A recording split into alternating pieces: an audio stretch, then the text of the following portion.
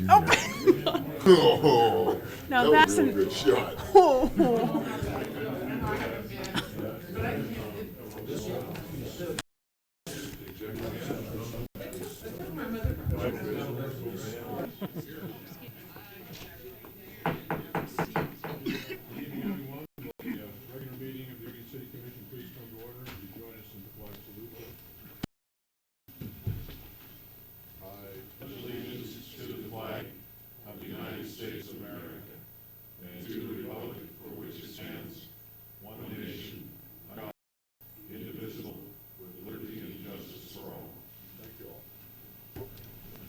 Turn my mic on this time.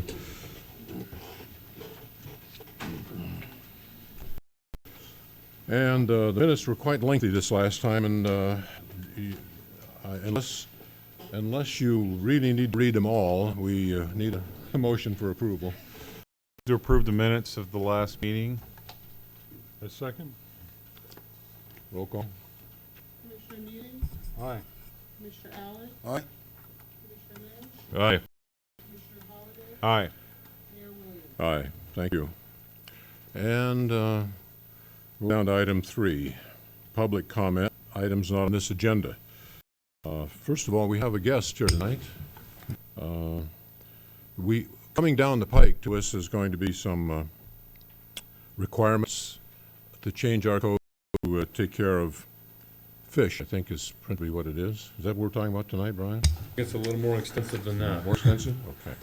Okay. Anyhow, where's our guest? Is he here? Mark? John Donovan? Okay. Yeah. Might I ask a question?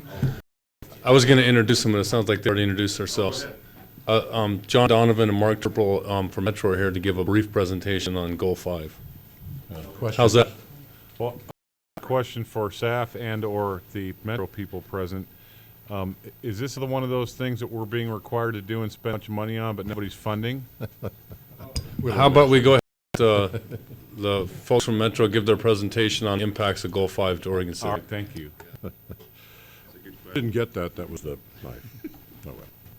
I'm David, presiding officer of the Metro Council. Thanks Fine, for David. having us Thank you here. for coming. You know Councilor Atherton? Yes. Councilor for this. Unfortunately, we know enough. I know Doug from MPAC represents Clackamas County cities very well, and so we see each other every couple of weeks. I just wanted to introduce the topic, and it is the Goal 5. It's fish and wildlife habitat. Not just work that we're doing, but that is coming down from the federal level, and how we can try to organize ourselves most effectively to have the region respond to what the federal requirements are going to be. So we've had a technical committee with pretty wide representation working on that. Some of the measures that are listed in the proposed federal rule that are out right now, we've tried to take count of some of those, and we're at the stage where we wanted to take this around to the local jurisdictions, both through the Metro Policy Advisory Committee that Councilor Neely is on, also directly to all the councils, as well as to the public. There will be a public meeting in Oregon City at the Pine Community Center on the 23rd of February, 30 to 8 p.m., where this will be an open house for the public to come in and comment at that point. But today we wanted to get your views and also present you, first to present you with material that Mr. Turple has about what the current thinking is, and then get your initial reactions. And if that'd be all right, can I introduce Mr. Turple? Well, Mr. Turple will come up fine. I'm not sure how much we have response from the commissioners tonight, but Okay, that's we have to get the up to you. information. Mhm. Thanks. Welcome, sir. Thank you, Mr. Mayor. I have materials that I'd like to hand out, and perhaps use that as a guide for my presentation, if I will. And just get the handout for you. For your staff, and I also have some for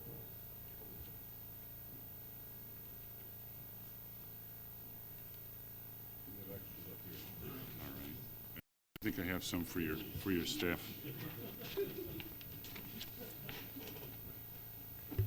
Brian's already been through this. Brian's already been through this about 3 times, so he's We'll excuse him if he wishes to go. be real enthused to hear this another time. But I'd like to start off and say to you that what we have, the document that we have, is intended to be a discussion draft. It's labeled as such, and what we're trying to do is to recognize that it's progress, and we'd like to get your recommendations and input on this.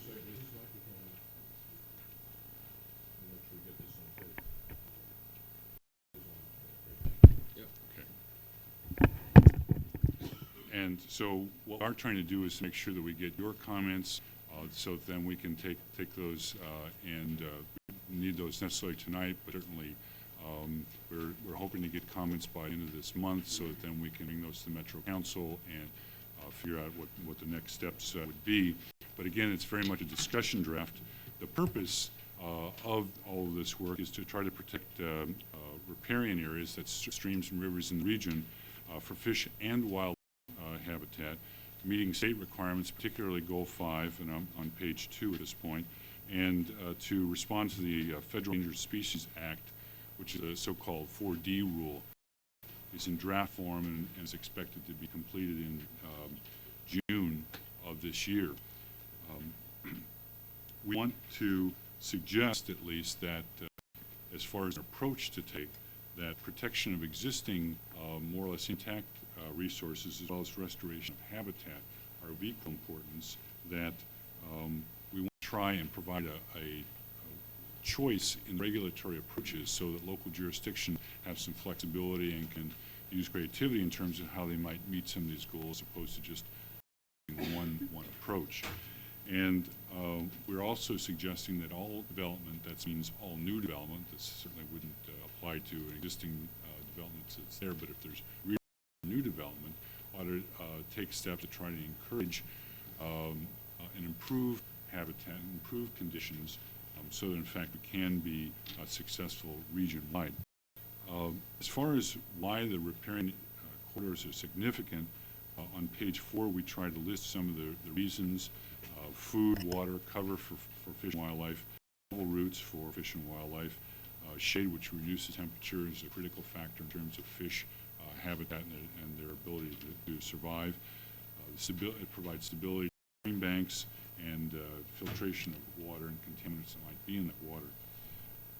In this region, by our count, there were about 1,200 miles of rivers and 300 of those are now underground in pipes or whatever, and of those remaining about 900 miles, about 200 of those are listed by the state as having problems. There are 12 species, basically steelhead and salmon, that have been listed as endangered by the federal government, and there are a number of other species that have been listed as sensitive by the state. And I think one of the reasons why we're suggesting this be fish and wildlife is that rather do fish this year and then come back another year and then do wildlife then, and then, you know, so on and on and on. If we can, to the best we can, address all those now, do it once, and hopefully be effective, that we're not sort of in this continual problem, or at least have that potential. On page 6, we talk about some of the challenges, and I won't go through all those, but this balance of trying to strike between providing for human needs as well as protecting fish and wildlife, increasing impervious surfaces, replacing the natural systems with storm water systems, loss of natural vegetation, there's others are listed there, all contribute to this challenge of how we get to a situation where we're not making things worse, or at least holding our own. We have a context that we're working with in the state Goal 5, which specifies what the process is, and we've tried to follow that in this document. And it does expand on the protection of the areas along streams for flooding and for water quality. And I think one of the things that we're testing, one of our findings preliminarily, is that Title III alone would not be sufficient to protect for fish and wildlife. It does protect for flooding. Now, my understanding is that you've gone much further than that, so this part of it doesn't really apply to Oregon City, but in much of the region, it does. And in the point on page 7, I'd like to again reemphasize that this document is a work in progress, and we clearly would like to see your recommendations, ideas, so we take those and incorporate those into the final product. We recognize that we won't be able to give those tonight, but we certainly in the coming months ahead look forward to those kinds of comments. On page 8, we talk about what our staff proposal is, and this is certainly something that's going to be maybe tempered by the kinds of comments that we get from you and from the public, what the Metro Council may ultimately conclude, but what we're suggesting is that all streams in the region are of regional significance. And as far as balancing economic, social, environmental, and energy considerations, that we ought to prohibit or limit conflicting uses within that corridor. And I'll get into in a minute what that actually means and what those dimensions might possibly be. We recognize, as noted on page 9, that there are overall different approaches that can be taken: voluntary, education, incentives, all sorts of things. We're suggesting that a mix of actions and voluntary actions, along with monitoring, is an effective mix to consider.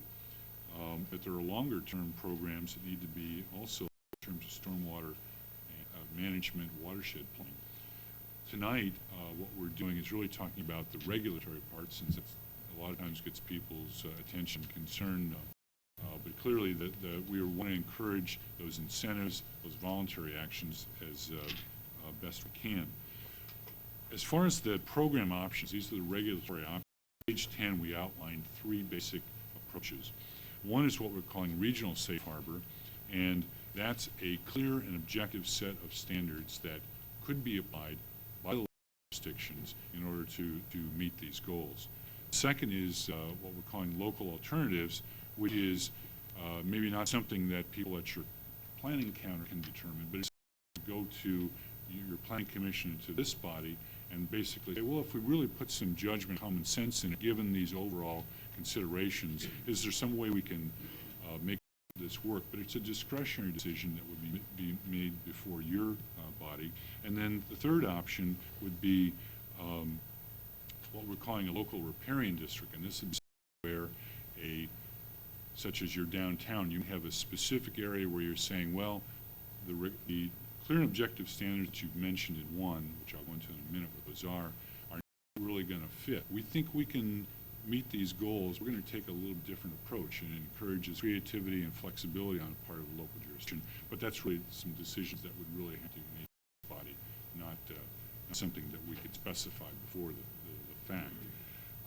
As far as the dimensions and the parameters of the regional safe harbor option 1, what we are proposing as staff, and this has not been sanctioned by the Metro Council at this point, is a 200-foot setback from streams on either side, and in those areas where there's a floodplain or steep slopes, to include those areas whichever is greater. So this could have obviously a substantial impact in those areas.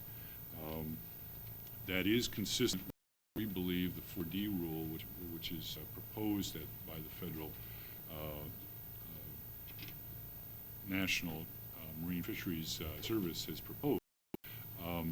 But we do recognize within 200 feet that there are going to have to be some considerations of a number of different things.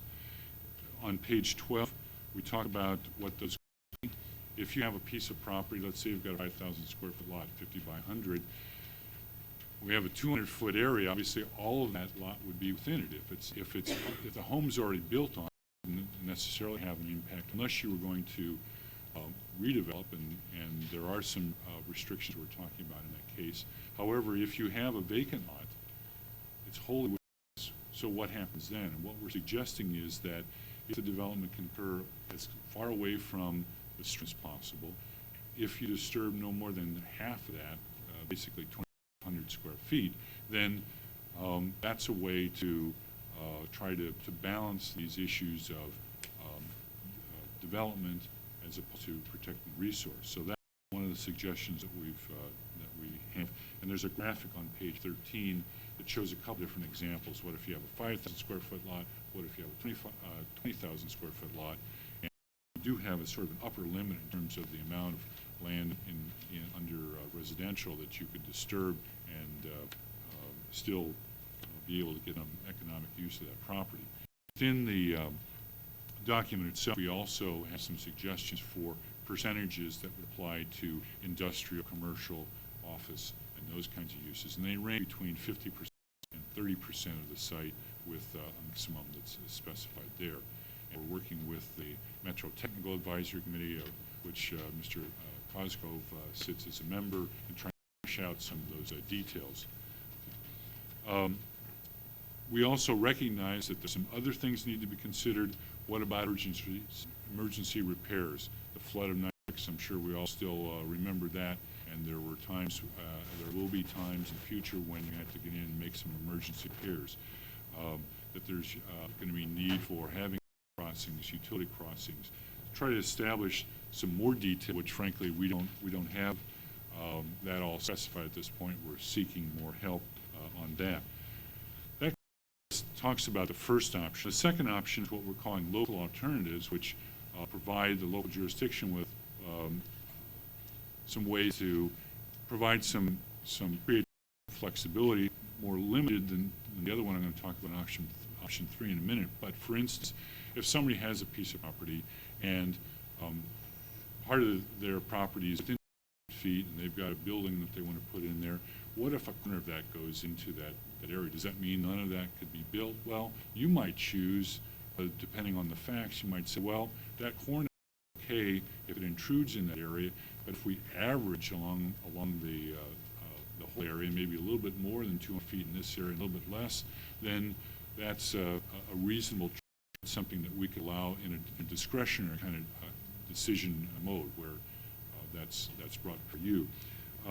There's some other ways that I think you may want to look at if there are mitigating factors and so on, and we'll try to specify what some of those may be, but ultimately, under this option, that would be a decision that local jurisdictions, local elected bodies would have to make.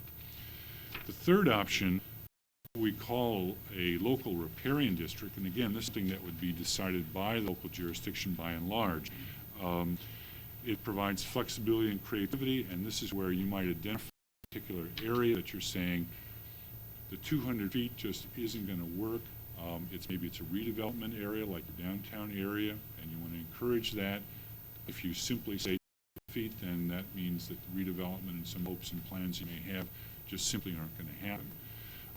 So what this suggests is, well, that there's sort of an open-ended approach where a property owner or several property owners or a community could simply say, for this area that's been specified, we're going to come up with a plan and then have that essentially reviewed by a scientific review panel that would essentially be able to say, well, there's some science in here that this has some effectiveness. We think this is something that work. It's not the 200 feet kind of approach, but it's a different kind of approach. Water-dependent uses are another example of where this might be an appropriate use. In any that would then go to the local jurisdiction. They would then pass it on to Metro Council for a final compliance review. On page 17, we also have restoration plans, and while we haven't specified exactly how it all ought to happen or we think would be a reasonable proposal, it's some work that we wanted to alert you to the fact that these restoration of degraded sites is also going to be an important consideration in terms of making sure that fish and wildlife habitat is in effect useful if in fact you're going to have some of these setbacks that we're talking about. On the very last page, we have sort of a brief timeline in terms of what we're trying to accomplish here. We're trying to get comments on this first piece, this document that we have, and by the way, this is on our website that it can be downloaded, and that keeps costs lower for us. The yellow sheet that was handed out has our website if you need that. We have workshops and open houses that yellow sheet again specifies, and Councilor Bragdon, Presiding Officer Bragdon mentioned the date and time of that. We will then take the comments that we get from local jurisdiction elected officials as well as the public, compile those, take those back to the council, talk about with them directions that they think ought to be taken as far as actual regulatory language. That will then go back out again for public comment with the idea then of a June 2000 decision by the Metro in terms of what specific package of programs would be done. That would coincide with the deadline for the 4D rule. It would also help in terms of decisions before the Metro Council about what's the capacity of the urban growth boundary, how much expansion of the growth boundary has to occur, and based on what regulations would that be, and because there's a decision, the state is mandating that the Metro Council make in October about possible further expansions of the urban growth boundary. So, in a nutshell, that's what it is, and I'll be to try to take any questions, or perhaps you may want to direct those to the elected officials as well. Do you want to give the short shrift? There are some questions or comments from the committee. Commissioner. Well, just a couple of comments. This is the right thing to do. I am not entirely sure at this point which approach is the right approach, but certainly the concept is one that I support enthusiastically. You know, much of the state has already been called upon to repair the riparians in rural areas. Timber, in particularly, I think, has stepped forward enthusiastically. Agriculture is beginning to come around, and now it's our turn, the urban areas, and in particular the city. It's a program that, as I said, I support enthusiastically. If one doubts the value of this, have to just visit the Deschutes, the lower 100 miles of the Deschutes, where much of the riparian zone has been improved. The trout fishing, I can attest to this, is better than it's been in years. Steelhead is another issue that's, you know, has there are factors well beyond the Deschutes itself. Certainly in terms of the recovery of the Deschutes River itself, I think that's proof positive that these programs work, that they are worthwhile, and it's our turn to step up. Thank you. Thank you, Commissioner. Commissioner Holland. That's all right. Go ahead, Tom. All right, go ahead, Doug. I had a quick question. It appears that option one, that you're actually not distinguishing here between perennial and intermittent streams. You're talking about the same level of protection, or am I wrong? Proposal is that it would include this kind of protection for both intermittent and perennial streams. Okay.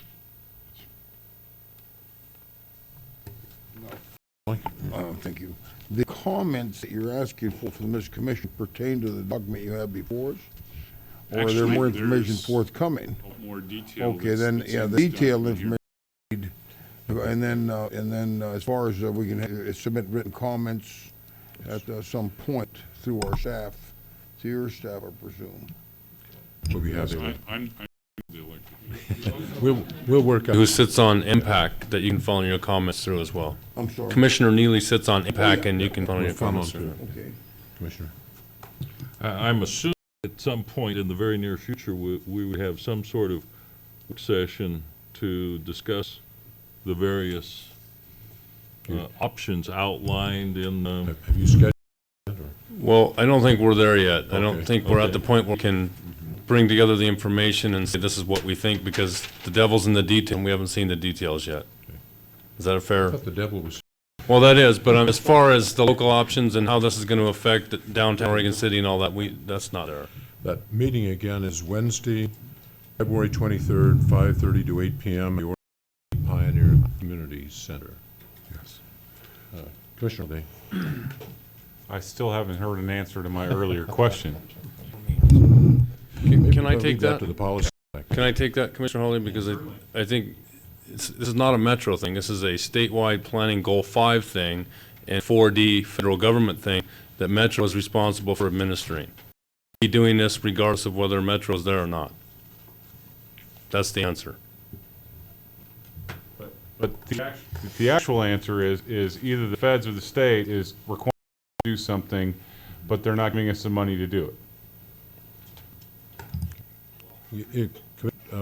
Commissioner Atherton or Becton, you, quickly, if you want. Brian's assessment is totally accurate on this. And whether or not we have funds to do it, this is a regulatory scheme that we're going to have to do. That's just part of the cost of doing business. Okay, thank you. With your diagnosis, and just, you know, my spirit about it is, I mean, the region's gonna have to do this stuff, whether we can blame it on, you know, generations of neglect or just cumulative science or whatever. The question is gonna be, is do 24 cities do it differently, or can we hang together and do it more efficiently? And if we can do it more efficiently, working through us, you know, we're here to make that happen. But there are also options in this. If localities find some reason they want to deal with the federal government one-on-one, that's an option too, because there may be more creative answers. But nobody's given us the money either, unfortunately. Maybe we work together on that one and talk to our congressional delegation, you know, as a group. That might help.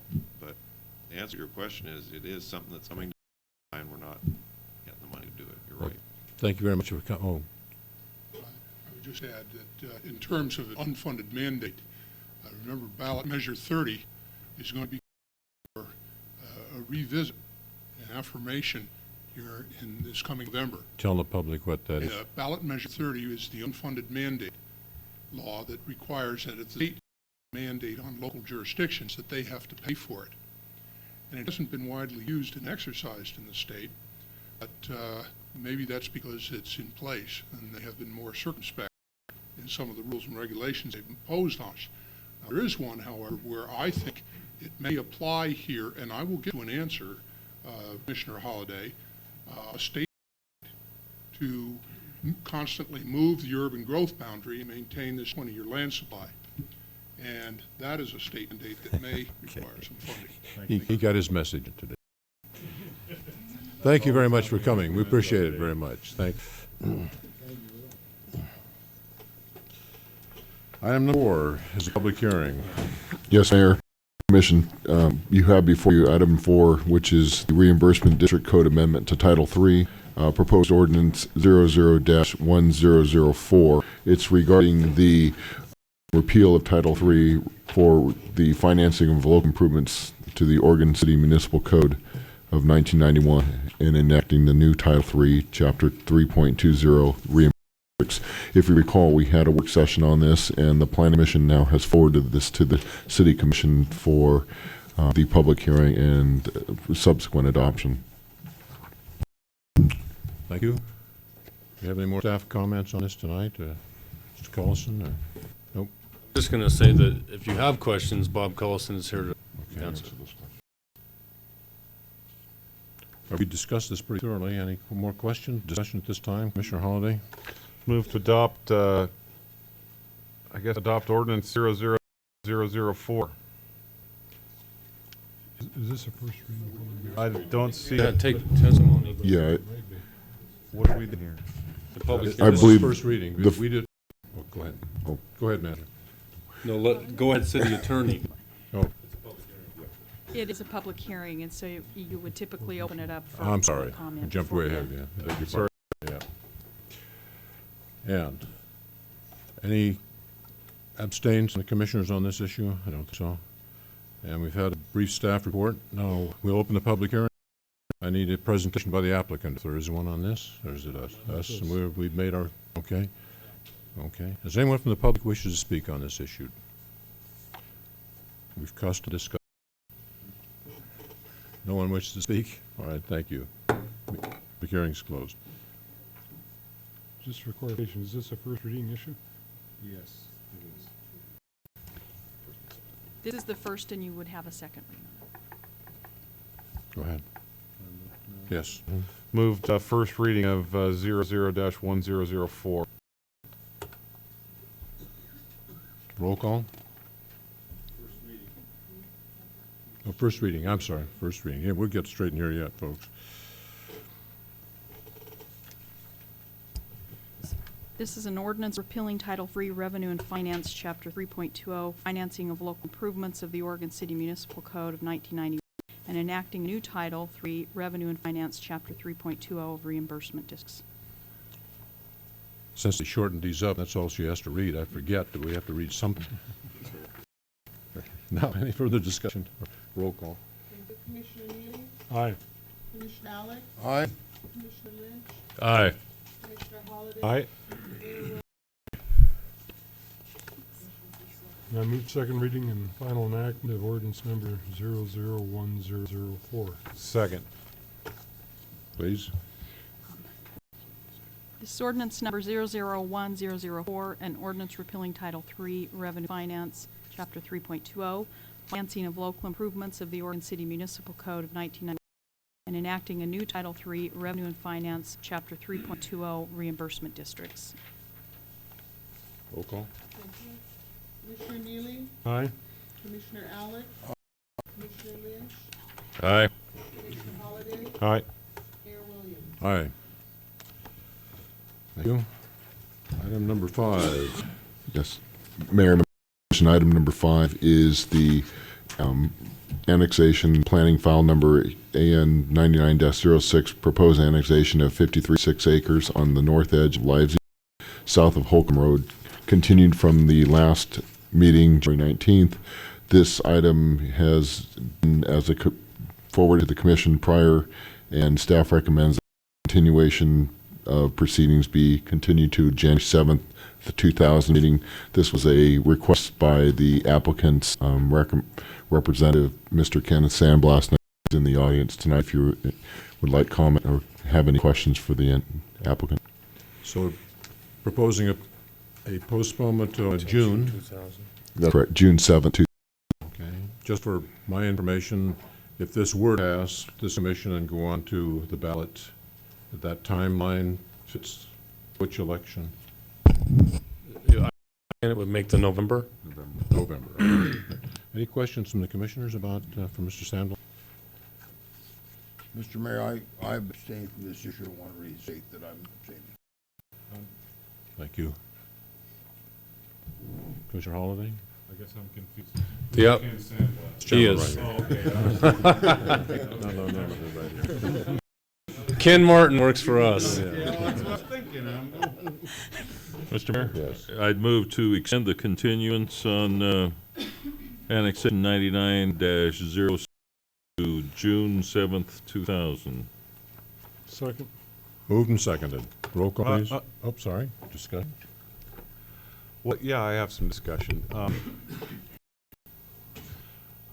I guess I want to ask the applicant, what's the purpose of extending to June 7th? And, yeah, well, I know, but I want to hear it, so to speak, from Mr. it. Last. For the tape, would you give us your name and address, please? For the record, Ken Sandblast, P.O. Box 38, Oregon 97015, representing the applicants. Most of this is outlined in the letter, but the main thing I saw in the 2 weeks since the last meeting was there's really no done in this area to look at the land use issues. And so, in speaking with the applicants, being longtime property owners up there, they're willing to go out, take a look at the issues, work with city, with the other property owners, and take the time that's necessary to look at the issues and see if there is a plan, and come up with some sort of service issues and transportation answers, present back the best thing that can be generated by June, and then see if you think it's viable or not. Thank you. Could I just make a comment? Please do. It might give some basis for what you're going to say in June. I'll tell you my major concern is that an area that I question should have been in the urban growth boundary. It's an area that's primarily in floodplain. If we develop it, we're going to have urban impacts on what's essentially a rural road. We've had a lot of that, and this particular Redland road that's in the urban growth boundary really concerns me a great deal. If I were on the commission at the time those decisions were made, I think I would have opposed it coming in because I just think it's a place for development, period. Okay, well, I appreciate your comments. Yeah. It's obviously something we're going to have to take a look at. That'll be one of the issues. Thank you, sir. Thank you very Excuse me, much. maybe there's another question. Commissioner Lynch. Well, I would like to address one thing that Doug just said, and that is the floodplain issue. The area that's being suggested here is not within the I floodplain. realize, but the Okay. traffic's still gonna come down the road. Maybe and maybe not. Anyhow, the issue will be discussed. Thank you very much, Thank you Ken. very much for the consideration. Now, the roll call, please. Commissioner Neely, Commissioner Neely? Aye. Commissioner Lynch, Aye. Commissioner Holliday, No. Mayor Williams. Aye. They call you two guys? Oh. Yeah.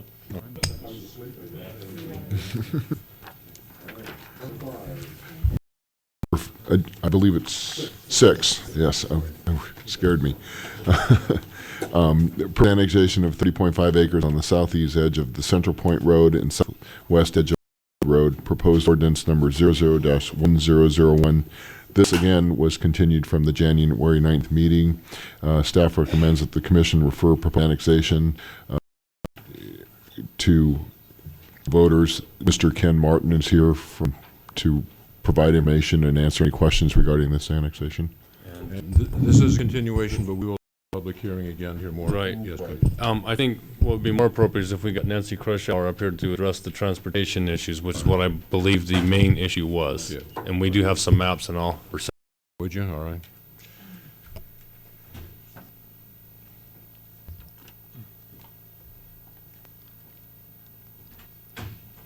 You know, we had that one, or somebody brought in projected maps that were really quite good, but you don't have to.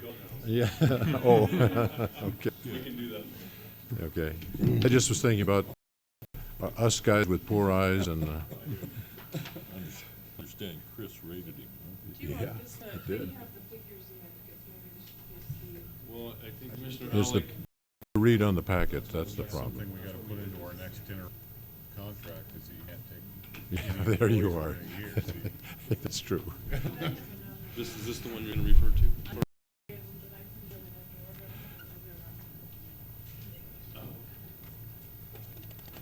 For those who are watching and didn't see last time or here tonight, this is the southeast edge of Central Point Road and the southwest edge of McCord Road. It used to be, or was, still is, the trees are there, a filbert orchard. There are some homes on the corner there at McCord and Central Point. And I'm not sure where the city boundary is now. Is it on the street there? If you can't f sides up, how are we supposed to?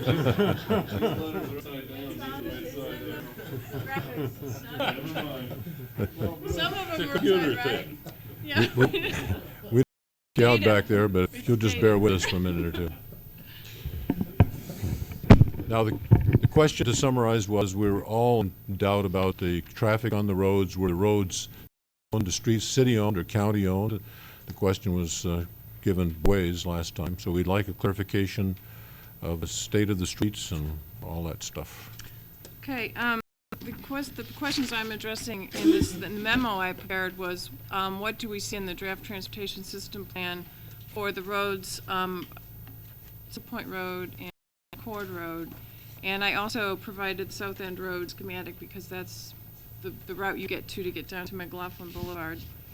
And what we look at, maybe a short explanation, is that these improvements are based on what we project for traffic demand in the 2018. And the way this is that is there are transportation assessment zones that are created throughout the city, and then based on forecast growth, they are assigned growth up to 2018, and that's including out to the UGB. Now, it's not saying that this entire area is fully developed. It's saying based on what they expect, this is what the issues will be for transportation. And what we find is that we'll need intersection improvement at Central and Warner Parrott Roads. And I've also attached as Table 1 at the end of the memo the level of service standards that we're basing those intersection improvements on. Also, intersection improvements, Central Point and Partlow Roads. Intersection improvements at Warner Millie, Warner Parrott, Leland Lynn. Warner Milne Kane, Warner Milne Road Malala. And that's not a level of service issue, that's a realignment issue, which we've been aware of for a while. Then also, signalization will be needed, or intersection improvements at South End Road, Warner Parrott Lawton, and South End Partlow Oak Tree. And the details of those intersection improvements are shown on your handouts. I don't know if you want me to go into that at this time. Then we also find that in terms of just capacity of the roadway, additional capacity needed on the section of Warner Milne Road between Little Leland and Beaver Creek Road, which is Kane Road. And then also on South End Road between Warner Parrott Road and Partlow. That's where we run into, there will be overcapacity on the road itself, which means extra lanes or something else. Then to that, what we'll be looking at in the TSC is listing all of the roads in Oregon City that aren't urbanized to city standard, ones that we need to plan for in terms of sidewalks, etc. And we usually look for where vacant lands adjoin those roads. We usually wait for development street improvements along to bring the roads to city standards. One of those, McCord Road, Central Point Road, also will need that. And then probably particular interest is this figure. And there's some concern for getting better road connectors down in the South End area, particularly connecting the people from South End Road over to Myers Road and Malala Avenue.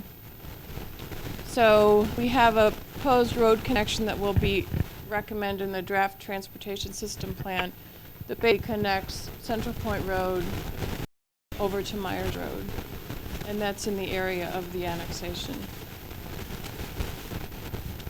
The area of the annexation, is that where the blue lines cross there, right? This is the area of the annexation right there? Right. I don't have the annexation outlined on here, but this is the area of the annexation. There would also be an extension of Pease Road down to this connector road to get some good connectivity in that area.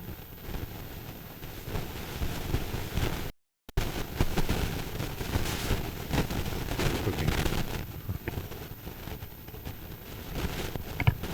Now, are you prepared to answer? They are county-owned roads. County road, okay. McCord Road is part city, part county. There's a section of McCord Road that's a city road that in front of houses that are already constructed just east of Central Point Road, if you assume Central Point goes north and south. Yeah.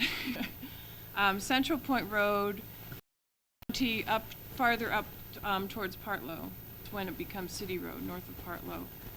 And Pease Road, I'm going to have to ask Mr. Cullison. Part of Pease Road, right. Pease is county from McCord to Commager. Okay. And then Commager to Leland is based on the annexation from North Estates. Bob, we've never received any money from the county on those roads when we picked them up? Or do you know we ever did? We haven't done all those assessments yet based on that one question we had last time. We have had some tunes before I was here, we haven't determined yet what those were for. But it could have been at that point, that would have been about the mid-90s. Mid-90s? Mayor, just for your information, as we're going back on annexations, well before I got here as well, to see how much we've been paid and for what. So we're trying to piece it all together so we can come back and then go to the county and say, let's talk. That's good. Okay. Commissioner Neely has a question. I think the major question that drives it, I have a hard time seeing a signal at some point, but that's an engineering issue, and that's up to you guys to figure out. But you had mentioned the desire, and I understand, to have that link forward on over to on over to get access to Myers. But the thing that always has concerned me, and particularly with McCord Peace Link, is the fact that it's going to put a burden of traffic on Claremont and a greater burden of traffic on Gaffney Lane roads, which are intended to be local street. I mean, at best, electors, not. And I think that's going to be what's happened unless we can, as this goes forward, is if we can either put traffic calming devices down on it. The question is this: how do we get the development to proceed so that these things are done in a timely manner? How before it occur? What kinds of restrictions are we able to put in terms of the planning issues as these subdivisions start occurring in these areas that say subdivisions can't occur until we address the traffic issue there at Central Point, and until we guarantee that we're not going to overburden Gaffney Lane and Can I take that? so on. Can I answer Answer for it, and then I might add that another location we are proposing for a connector would be to, and this would be a minor arterial, connecting along Moccasin Way, which has impact on some existing residential families. There's no doubt about that. Moccasin Way, please. It's on the north end of Deer Meadows. Okay. And that would connect out to Claremont. So you are into residential areas, but it does take it, the idea is to get alternatives in Gaffney. And also, I think a lot of traffic use Myers to get over to 213. But that's one of the issues we're struggling with, is the Gaffney Lane issue.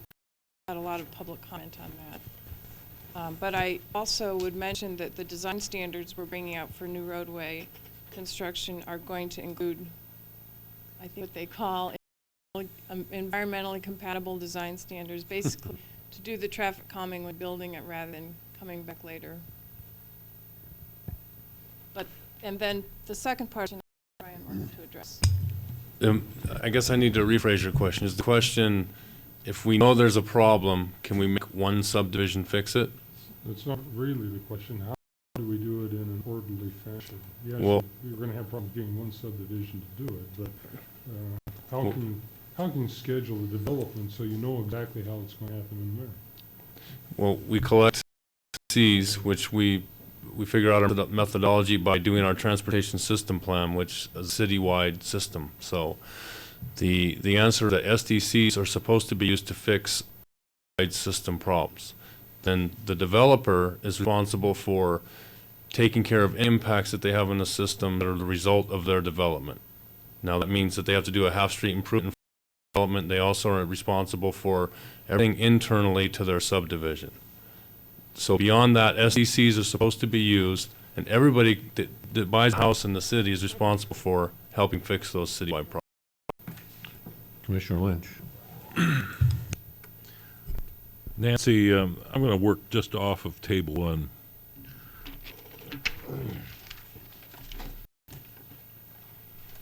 And I'm going to focus on the level of service. The existing level of service at the intersections of interest is detailed in the 3rd column. If we do nothing in terms of development in that area, then what you're predicting is that within 18 years, we will have 4 intersections failing, 1 at level D, and 2 at level C. Is that correct? That's if we don't make any transportation improvements. Yes, yeah. Right. If we don't make any transportation improvements and the growth that we're forecasting occurs, that's how those intersections. Oh, that is allowing growth to occur. That's correct. But not. If we do nothing in terms of. Okay. Okay. System. And then. Excuse me, can I clarify one question? Sure. Is that within the existing urban boundary as we have it today? Yes. Okay, thank you. Okay. And then the last level of service then, the last level of column is accommodating growth in that area, and then using the resources, SDCs and other resources to make these improvements. Right, the 2018 preferred alternative are the improvements you see on these maps. For example, let's take these two, this is Central Point and, let me get my South End. out. And a recommended improvement would be to put a signal there. So if we put the signal there, that would be operating at, is that South End? Wait a minute, I'm sorry, I've gotten. Well, temporary- This is Warner Milne Road. Yeah. Right. So this is intersection that's Lynn Leland, Warner Milne, Warner Parallel Point. This is our mega intersection. And if we put a signal here and make lane improvements here, they will be operating at the level of service you see in the Right, column. right. Still referring to table 1 then, if we don't allow any development,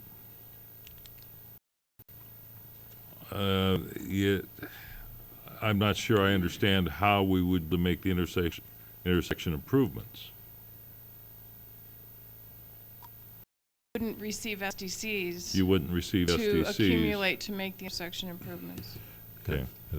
Then the question becomes, are the SDCs and other funds collected sufficient to make the improvements with what building goes on? And I don't know the answer. We haven't done the calculations yet, because your CIP, your new transportation CIP will be coming out of this draft transportation document. Yeah. We'll add up the projects and find out how we need to adjust our SDCs. I suspect it'll be an increase, a recommendation to increase. Yeah, that, I think that the bulk of the information that's available to us now says we probably never will catch up. We never will get enough money from the SDCs and other funds from construction to make the improvements. All improvements need not just but other things. But who knows? At this point, we don't have the documents to establish it. I don't know who had the hand up. Go ahead, Mr. Holliday. Go ahead, I'll yield to Mr. Neely. Okay. Nancy, do you have a good guesstimate as to when the transportation system plan would be for us, and then how long will it take the revised SDCs to come out? We've finally finalized the schedule. It's been a long process. And right now, it looks like the transportation system plan public hearings will be in front of the city commission in June and July. And I would suspect that some of the financial stuff is going to start occurring. We're developing the CIP right now. And once we have our list prioritized, which is going out to a whole bunch of different individuals to help prioritize it, then it will come back and we'll look at the finances, and some folks will be working on the cost. But that's the plan is adopted. We'll have to contract the consultant to update this SDCs, and I suspect that could take, I would say, 2 months, 3 months, because of the process of contracting and So et likely the cetera, end the of the- work, end of the public year. hearings. It's possible. And all of this, raising the fees, how the voters sign Mr. Sizemore's petition and whether it goes on the ballot to roll back all of our fees to 2 years ago and not allow us to increase any other fees. I just add that to the mix as why my doubts are there that we may be able ever to collect the money to. I'm not sure if that is true on SDCs. That's Johnny, and fee. Like business licenses and stuff, but where there's a direct methodology where you're saying this is what it costs for our system, there's a difference there. Of course, I'm not the Attorney General either. Okay. Yes. Thank you. I think that I'm not sufficiently satisfied with the answers I've received on the county and our involvement with them in the road situation. I would like to have complete information, and I'm sure, and you're working on it now, and I understand that, but you're working on that now, as to what is the policy of the county. I know the agreement, I understand the agreement, because Brian has made it, brought it down to that level where I can understand that. But nevertheless, I'd like to know why, I'd like to know what method do we have to enforce that agreement with the county? the enforced agreement, we have an agreement with the that says if we take in anything, if the voters in this city take it in, that the roads we'll get the 2-inch over or enough money thereby to cover it. And the county says, no, we don't have any money. So then the next step is to what? Well, could I suggest that probably we could discuss in executive Okay, session? that's fine. I don't think it's something we should discuss here, Okay, and I certainly don't appreciate think that. it's something that we can put on this application. It's just that, I think the reason I say that is I don't want to be, I understand that people become involved in these things and and there's an investment made on people's part with some anticipated result at the end of the whole process. And I people know that those are some things I'm considering as a representative up here. As this goes along, I have to consider those things. What's the cost of the rest of the people in this city when we do these things? And when these intersections are concerned and SDCs are concerned, an individual this is some kind of goes along with the discussion we had about the Beaver Creek Road. The future SDCs paying for the the man's invented and the light and so forth and so on. Yeah, Reimbursement district that was before us. Just along with it. If you had, hypothetically, one subdivision go in an annexed area, and that subdivision, when it caused the 3 intersections to fail out here someplace, one of these, picking the 3, and it was going to cost, let's say, $800 an intersection to fix them, which I can figure that one easy, so 20, So, say that happened, and can you assess that on that? You can't assess that much on that one. See, my point is, you couldn't assess that saying, well, we'll pay you as soon as 10 other subdivisions come in, and that person comes up with all the money. You see what I'm trying to? We could only make them fix the system, but we could only make them pay for their share of the problem. Right, but that's my point. How would you calculate their share? Well, it's based on, I'm sure it would be like an LID where you base it on your number of lots, the degree of the impact. It just depends. On their development, you mean? Right. On the subdivision that's going in. Correct. But they have, let's say, that's one of my major concerns is, how do you end up with failing intersections in our town, roads that need repair, that just repair, and then say to me, we can assess it so much on this guy down here in this one subdivision, we can't quite assess to fix it up to complete the whole project. You see, that's a concern I'm having. Sure. Yes. If I might, I Please. think that to the extent you can make an individualized determination that it's the subdivision generating the impacts that will cause that intersection to fail, it's appropriate to condition that land use approval on them putting in the improvement. So let's say, for example, your traffic analysis shows there are certain right now that it operates at a level of service C or D, that with this subdivision, an additional 200 trips will be generated, causing it to fall into level F, but that if you install a signal, an extra turn lane on that road, it would maintain an acceptable level of service. It'd be appropriate to impose a condition of approval of that subdivision requiring them to make that improvement. Question is, how far out can you reach with this? How far can you reach this thing? Can you reach out from the end of the road, let's say down Center Point Road, where this particular area is in question can reach all the way up to Warner Milne Road, where the Warner pair touches it? Are you able to reach that far out? Well, I think the hard part there is making the determination that it's the trips from this I understand subdivision that cause it to fail. I'm saying it is. We'll say it is because of that. It is because this happened. So you'd be requiring an off-site improvement Yeah, that far significant out? distance away. Okay. I think that is a little less clear case, and you'd have to evaluate it based on the facts, and in particular, the traffic engineering analysis that was done. And then lastly, if you made an improvement on an intersection failing, and you said you can bring it up to a level to where it would be passable, that could be a D level. It could be passable. So if you could bring this up to a D level, it's passable. The next subdivision, then would go to an F level again, we bring it back to a D level possibly. Working in that area, you're saying, if you follow me. Like, in other words, you're not gonna bring us up, you're not gonna demand it up to an A level. No, our level of service is, Yeah, so, okay, that, see, most of my grades in school. I guess you should have texted us, huh? That's, what she's saying is that that's the, we won't allow it to go under D, right? Unless it's a regional it center. would be considered an acceptable level of service if they brought it to level of service D. Yeah, that's my question. Got a question over here from Commissioner Holiday. I've been patient. So the attorney is saying that we can argue that if a particular subdivision, we've allowed half a dozen subdivisions on a particular road. So this last division brings an intersection to its failing point. Aren't there attorneys going to argue the straw that broke the camel's back theory that, you know, that everybody on the street should pay for this because, you know, we aren't the ones that started the problem. We're just the ones that, you know, took us over line. And we've heard that, you know, in several instances. Well, I think there are a couple ways to deal with that issue.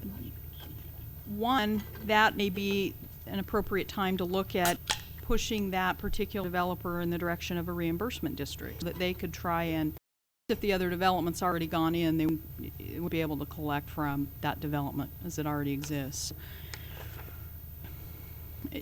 I think that is kind of a difficulty of what happens with development, is kind of first in time, first in right. So in terms of the equitable parts of their argument, they have some merit. In terms of the city's ability to require a condition to deal with those impacts that are attributable to their development, I think you can do that. I have one other comment. And not everyone who buys in Oregon City is SDCs. Only people who buy new homes in Oregon City pay SDCs. Commissioner Lynch, been waiting patiently too. Focusing on this application, if this application was referred, when would the vote take place? May, what is it? May something. Okay. Be a May election. And as soon as that election had been certified, then we could begin accepting applications. Well, there have to be some kind of zone change. Zone request, okay. either ministerial or you could request another zone, and then you could go to, they could do that concurrent, actually. Okay. And what I heard from somebody a few minutes ago was that the review of SDCs probably won't be complete until. I think best case scenario, if Nancy Crushhour's projection when the master plan will be complete, and then assuming nobody appeals, there's all these caveats. Sure. Yes, in the best case scenario, we could get the fee review and methodology back to you in December. In the best case. That's a best case. That's best case. Okay, let me ask a question of Marnie. Marnie, is there any mechanism for us to approve applications for development subject to the new SDC? As a condition of approval, we would, SDCs that will apply are those that are under review, yet to be developed.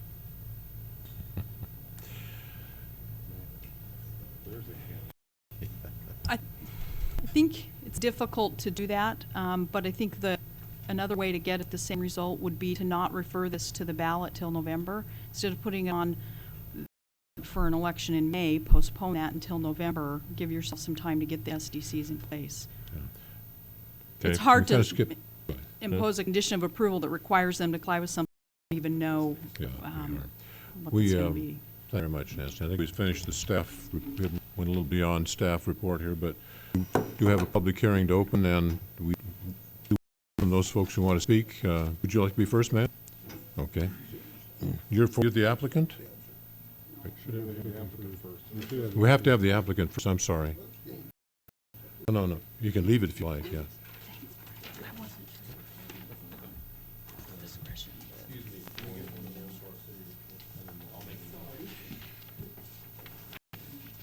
For the record, sir, you are? Brian, could you make me two, please? Barry Maris. I'm a consulting surveyor. I'm representing the petitioners for the annexation, for annexation 9907, Fenske. I wasn't going to make a lengthy presentation. I don't intend to make one after listening to all this either, but I do have some concerns that I would like to address here from our last public hearing, which was the last one.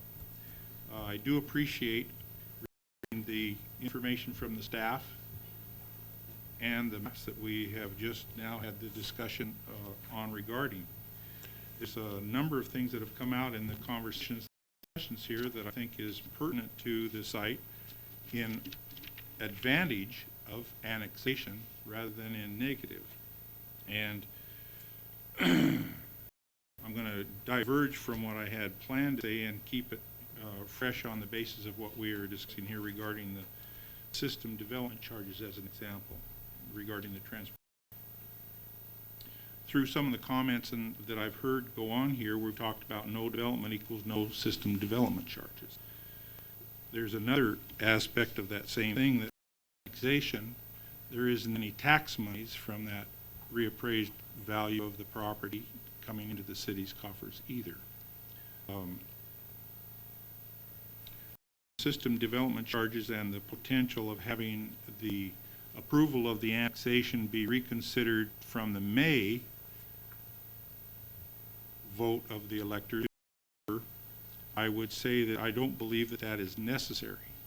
And on the basis of this, if you go through the annexation and the vote that takes place in May, then the next step is the pre-application meeting for the zone change and any development that might occur following that, and the normal time frame that to go through with the design review and the review of the design and the development for whoever may come in with a proposal going to take a few months from through the city's staff in that basis. I doubt if there is going to be any approval to the point that there would be development allowed to occur before December, simply because of weather and the design review by the city, engineering, planning, and the aspect from a subdivision development standpoint. So I'm not sure that it's necessary to delay in case of an approval for erection for annexation tonight. Would be necessary to delay it to November because of delays in the zone change and then the development review, any systems development charges. Now, please correct me if I'm wrong, but the systems development charges, as I understand it, come from the time when a development is going to occur and or building permits are going to be issued. That's late after the design review of any engineering design and platting would occur in that sense. And I doubt if any, with an election this year, anytime now, improvements are not going to be able to be completed from a design and review standpoint to even have any improvements constructed this year physically. So some development charges by the time they would occur for next year's construction would probably be in place. That can be corrected if there's somebody else at the staff level that has some better information on how long it will take you to do the design review and zone change than what I'm aware of. What I will go back to is the some of the questions that were raised at the last meeting from the minutes, and I picked out a couple of these. One of was the environmental hazard question. There was a question regarding from the commission addressed to the PECs to provide information to the city staff documenting the voluntary abatement of the environmental hazards on the site. As I understand, the PECs have provided receipt and copy to Brian McNamara regarding that. If there's questions regarding that, I'm certain you can probably address it from Brian. I do not have that information. Item 2 that I would like to address in that respect is the storm sewer issue regarding the drainage from on the site. There was discussion about what there being a city storm sewer available and stuff, and I would like to make this comment. The drainage from the developments that are within the city limits at this time, upstream of the site, is collected and released through an overflow bubbler that Bob mentioned at the last, which is, it's a overflow catch basin type bubbler that brings the pipe out and allows the water to come out of that, and then drains from that overflow down through the natural drainage way through the Filbert Orchard and drains off the site, and then from there canyon down below. So it's a natural drainage way that goes through the Filbert Orchard over near Ford Road. I'd like to address a little bit here regarding existing roads adjoining the site, not to get into too much detail from what we've already discussed, but the immediate roads that adjoin the annexation are moored on the, let's call it the east, and South Central Point Road on the north side. Those, there's a recent development subdivision right in the southwesterly corner of South Central Point Road and McCord Road that improved the McCord Road extending down site and improved street improvement on the south side of Central Point Road westerly to the site over near an access into a development on the north side. It would be required of any developer of this property to be annexed for any development that those two roads would be developed at least to a half-street improvement to the required standard of the city for either the collectors or the continuation of what has recently been done there. The, notwithstanding all of the information that has been discussed tonight in the public hearing that Nancy brought up regarding the LOS of the transportation study, in my brief discussion when I obtained this information from the city that I had with Ann Cosgrove regarding that information earlier, the staff recommendation for the proposal is still unchanged for the annexation. I'd like to just point that out. My item 4, regarding the opposing testimony by Kathy Hogan, the pictures that she had provided were some pictures of the orchard area and the mill area that showed some concerns about how the farm practices were in the orchard on that basis. And the PECs have brought pictures, which they gave to me, and I got them here somewhere.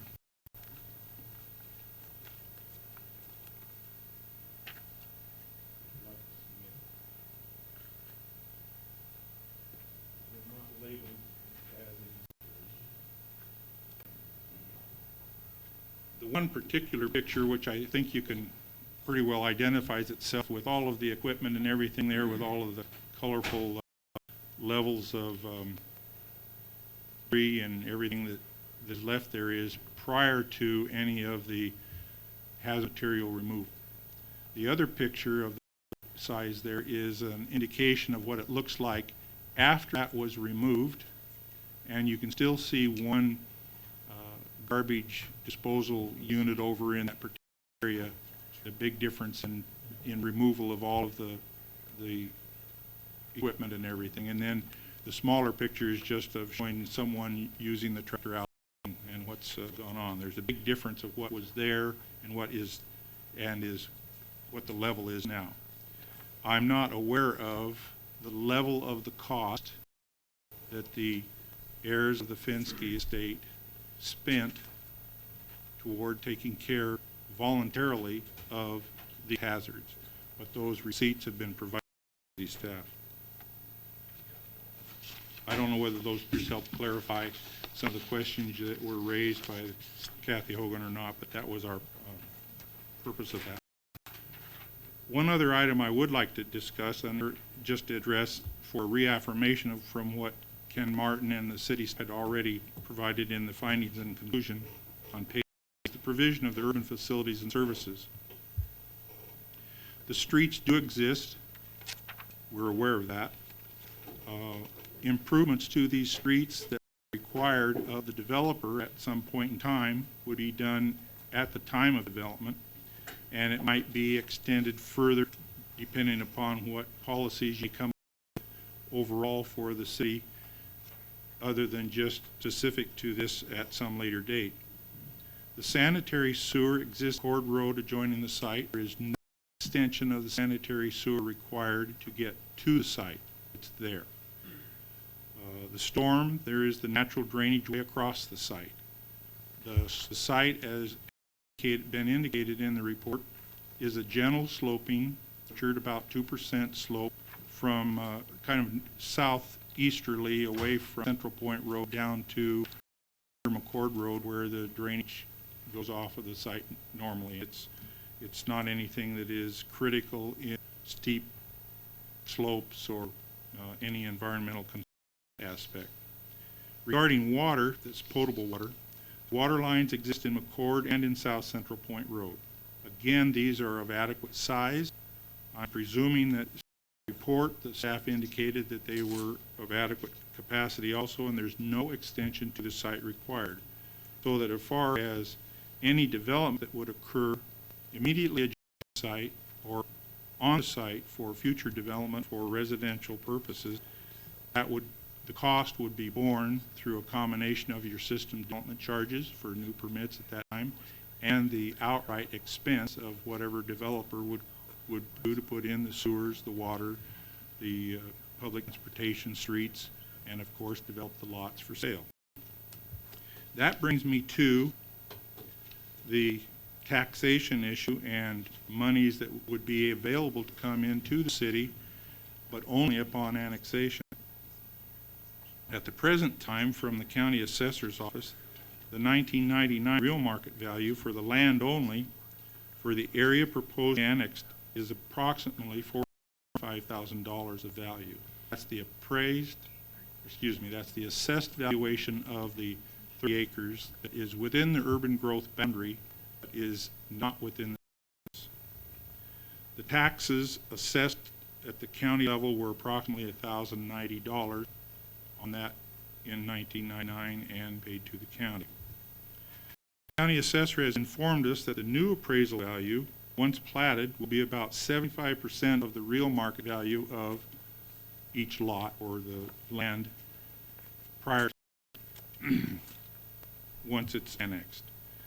The normal zone, I'm going to say it's a normal zone of R10 zoning density, which would probably be the preferred zone for this once it would become next to the site, although an R8 zone might consider, especially if that minor collector from Peace Road cutting through the area as a taking, there might be some requirement for some compensation there, either from increased density value within that low residential area, not on that basis, but just considering that if there's approximately 110 lots on that site, and at a sale value of $50,000 per lot, and this is developed but not built upon.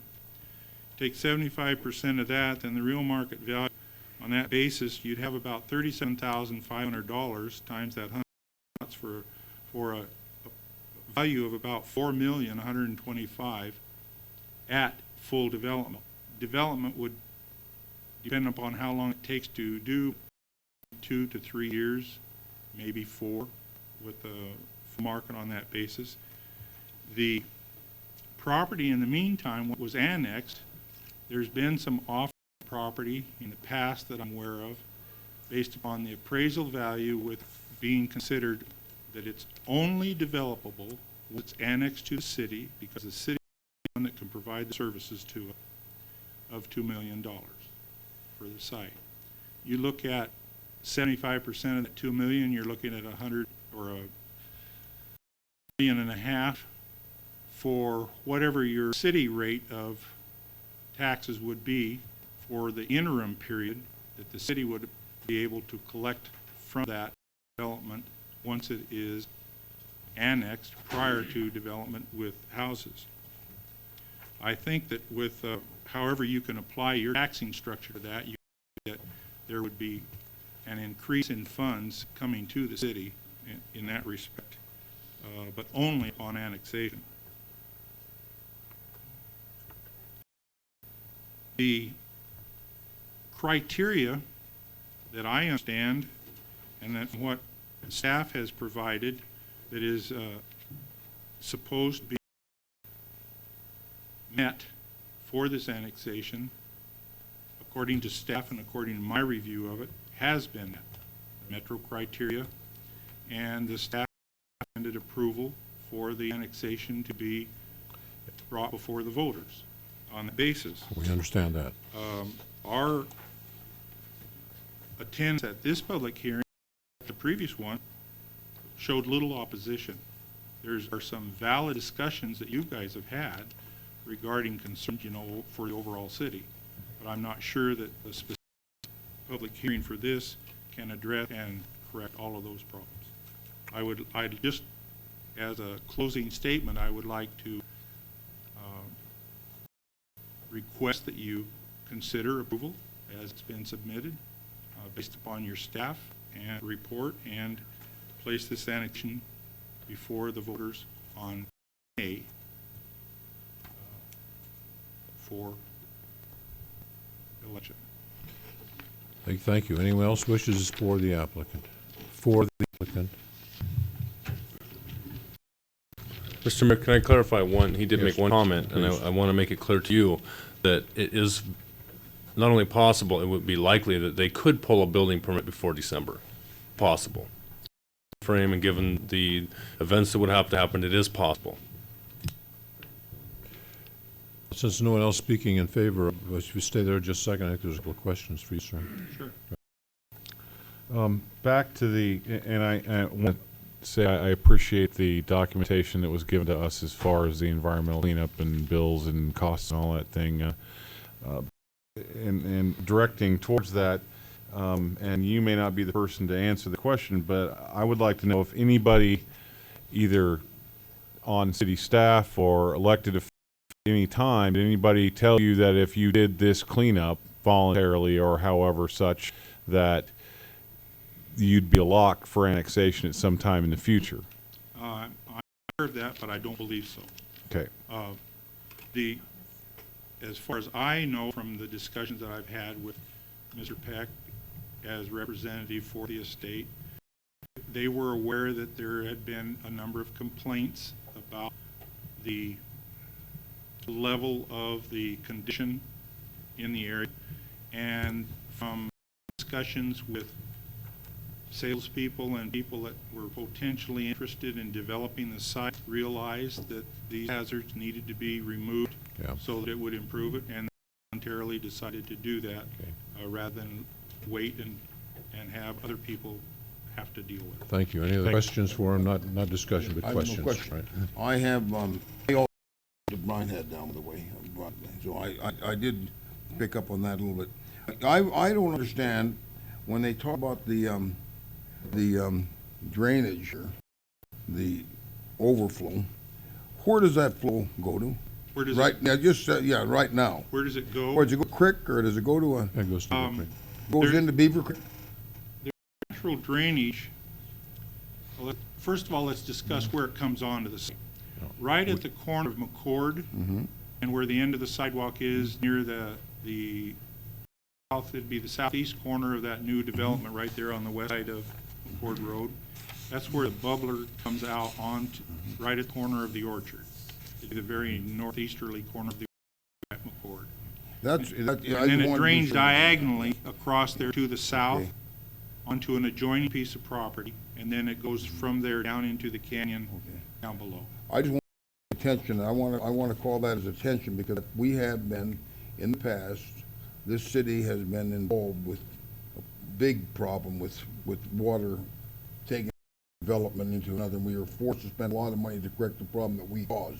I want to just call everybody's attention. Now, let me ask you this question, and I guess it's of staff, I guess, and we're talking about all the things that we've met, and I appreciate all the things you've done. I appreciate it, and I hope you understand our situation. And I'd like to ask you the question, you understand, and I'd like you understand our concerns about our traffic impact. that we're asking, Absolutely. And our road with the county and our problems. You understand? You have valid concerns, Okay. and I understand that, Okay. for the whole city as a whole. Yeah. But I don't you necessarily understand agree this, that okay, I site-specific appreciate is that. I'm not gonna wrong. get into any philosophies here.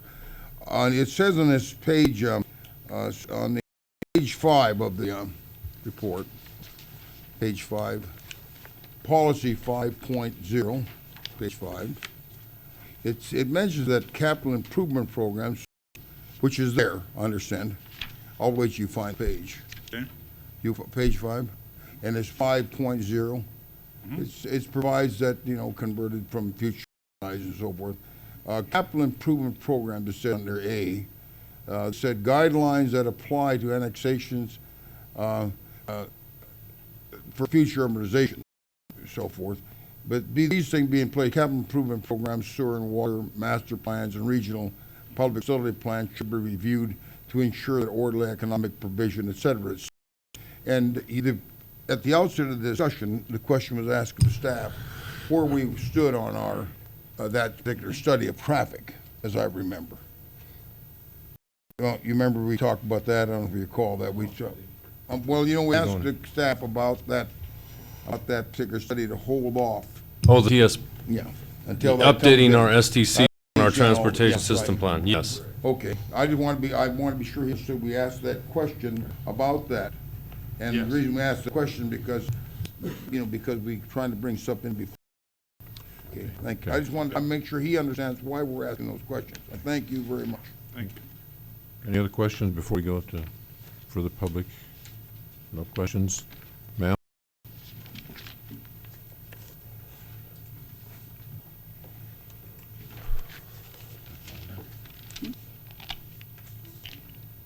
Okay, name and address, please. My name is Dolores Herndon, 19528 South McCord Road, Oregon City. Please. I live on McCord Road for 47 years. My road is not maintained, and the big trucks come down on a daily basis. When they were developing the property next to Fenske's place, you keep saying in the minutes about the impact on and Central Point roads. Nothing is said about the impact on my short road from Pease Road intersection down McCord to South Leland Road, where the most traffic is located. Being diverted onto this short road all the time. I've gone to the Master, Kevin Peterson of Clackamas County, about the problem. You can't have 2 trucks at a time on my road without one having to go on the shoulder to get out of the way, and shoulders have deep ruts now. I'm not in the city. I don't want to be. Mr. Williams had said no more annexation without a vote. I'd like to see it on the ballot also. Also on page 48 of the minutes, Mr. Williams asked about opposition to the chemicals in the Fenske property. I sent a letter to Mr. Metro and Paul Espy of the Planning Committee of Oregon City, but evidently because I wasn't there, it was not entered into the minutes. Oh, it's in here. We have it. Oh, okay. Yes, we do. I worked the night shift and couldn't be there, but it was my understanding that the letter would be entered. Yes. I do oppose the annexation and the traffic impact and the chemicals cleanup. So please let the neighbors have a vote on the issue. Thank you. Ma'am, we do have your letter. We did read it. It was discussed a little bit last time. Prompted some other discussions about pollution on the site, and so forth. Thank you, Mr. Thank you for coming. Yes. Yes, a question? Yes. Just so you understand exactly what we're talking about here, Mrs. Herndon, what we're talking about is referring this to a vote of the people. That's the question. He said or not. Yeah. Yes. We Should we? Not their role. Question, excuse me, please. The question before us is, are we going to refer this to the people or not? If we don't refer to the people, there will be no annexation. There will only be an annexation, as the mayor said, when the people voted and approved it. Okay. So I think that's consistent with what you want. Now, Yes, the sir. issue of traffic. Yes, sir. No, that's a separate issue that really isn't an issue that we'll be dealing with here. That's an issue that's dealt with at the time of development, and I sympathize with your concern about the heavy trucks, but that's an issue that's got to be dealt with between the county at the time of development, if development does occur.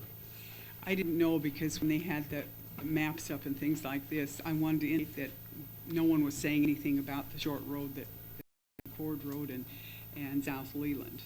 We appreciate your coming. Thank you. Appreciate the information, we really do. Thank you. Thank you. Anyone else wish to speak for or again? All right, the public hearing portion is closed. Oh, excuse me, I'm sorry, come right up. Didn't see you. Randy Hahn, 29491 South Kramer Road. I'm sorry, Randy, I did have this here, I'm sorry. Oh, that was actually. You have any other issue, what I thought. Right, Yeah. thank you. Okay. I'd just like to speak on behalf of, well, really, I work with a lot of developers in the area, and I know that the developers are anxiously waiting to participate in this project with the city, and therefore help sharing in the costs. And I believe there's a way to keep everybody happy here, and we're hearing over here that we have a police force, more or less, on how to handle all stuff. We're not asking anybody here to vote to develop. We're asking people to vote for annexation, or to vote to put before the people for annexation.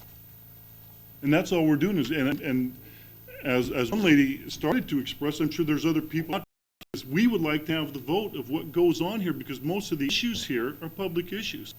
Traffic count, and I think I think that's part of what this is all about, is let the public hear, hey, maybe it's gonna cost more taxes on the long road.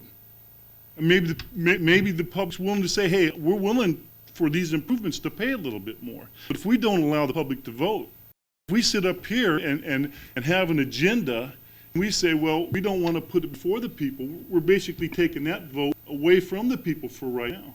And I'm saying is, let's put it before the people and let's see how the people react. And that's all I'm asking from you. Thank you, sir. Thank you very much. Now, some discussion from the commissioners? Or is there a motion on this?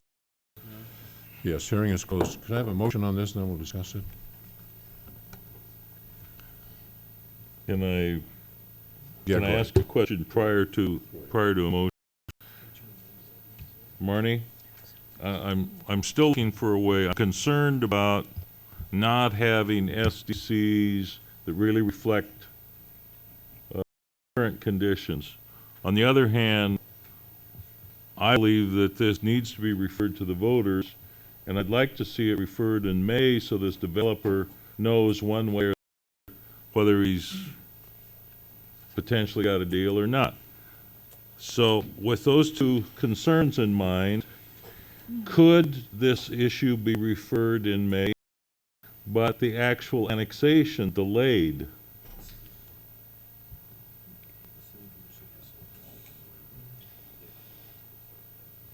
Okay.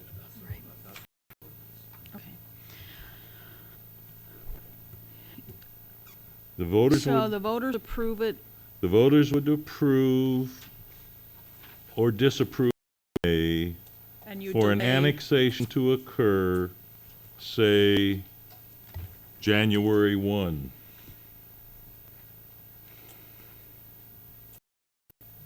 Is that creative, Ken? There is an ability to put a delay to pay it on an annexation, I just don't know how with your charter. We do have flexibility. I think you commissioned the flexibility, I believe, to say we won't refer this until November. I understand, but I know he's looking for something else. I understand. Delayed.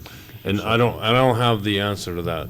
Maybe Marnie can address. Well, I'd like to look at the charter, and I don't think the amendments are in here. At least I was just looking at the charter, and didn't look to me like we have the annexation revisions. Is there any opportunity to table this That's until what I was the gonna- end of the meeting? I was going to ask you, none of that, but what is the timeline, the deadline for getting this on the May ballot? When is the last drop dead date? Is that about right, Ken? March 16th, 5 p.m. 15, 5 p.m. So we have another meeting. if we had to go that way, if we knew an answer to what you're saying. I would be, well, if an answer isn't readily at hand, then I would suggest that we table this until, well, how about if we table it to the end of the meeting and see if Marnie can, I can move it, yeah, we're going to do that here without showing it. I'm looking over here. Go ahead. Well, you know, I'd like to have some, I'm not sure that it's necessary to table it. I see the need for this particular annexation at this particular time in that particular area. It just comes to that. We don't have the infrastructure in place, especially transportation. If we annex it, it's gonna develop. I see the need for it at this particular time, and that's why we're here. It's just that simple for me. Commissioner Neely. I'm gonna direct a question to Marnie again. I know she's involved in discussion. I'll bring her back. What is, without specific findings as to why an annexation is denied, without specific findings, what is the implication to denying an applicant the right to annex when they within the urban growth boundary, if you don't have findings to support the denial? Then I think you're at risk of having that decision on appeal and reversed or remanded. So at best, you would want to continue it to draft appropriate findings and adopt a decision with findings based on your deliberations. Well, Mr. Mayor, I see that we should get out. This is hard for us all to face. And I understand this like anybody. The more money in our city coffers, the better off we are. We're not exactly flush now. But the fact is that we have to be careful right now about bringing things in that we aren't prepared to bring in. And I feel somewhat like Commissioner Holliday, and maybe not on the same line. I'm concerned about the roads mainly that in this area. I still have received no answer on those particular things. I have no problems, and so for this gentleman's information, I heard just the opposite argument to that a few weeks ago. Somebody said, you know, we should never refer these things to voters, by the way, so they're all arguing here. So I was told that the silliest thing in the world, let voters vote on this. But nevertheless, I would say that instead of referring it to voters, I think the staff has given us a recommendation. How do you ensure that this doesn't get set out there before we're ready to have it set out there? I think now's the time to say, let's bring it back at that particular date and get it on the, bring it on to, let it go to the ballot. November? And yes, let it go late, and that we know that time we should have that update and those things in place. And then these people won't be left hanging if they know we have a date that we're gonna look at that and move it through the process. Instead of having to come back again next week and wonder if we're going to put it through or deny, even put it before the voters.